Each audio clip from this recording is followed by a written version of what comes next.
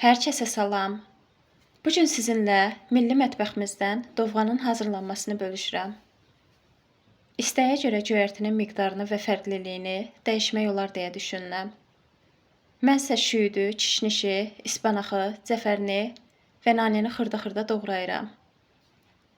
3 litrlik balonla 1 balon qatıqın üzərinə 2 xörək qaşığı yuyulmuş düyü, 1 xörək qaşığı un və 2 ədəd yumurta əlavə edib çırpıcı ilə qarışdırıram. Kütlə qaynayıb düyü bişdikdən sonra üzərinə göyərtini əlavə edib 3-5 dəqiqədə qaynadırıq və piltədən götürürəm. Üzərinə bir dolu xörək qaşığı duz əlavə edib qarışdırıram. İstər soyuq halda, istərsə də isti halda sunum edib tükədə bilərsiniz. Növbəti videolarda görüşənə kimi. Sağ olun, sağlıqla qalın. Allaha əmanət olun.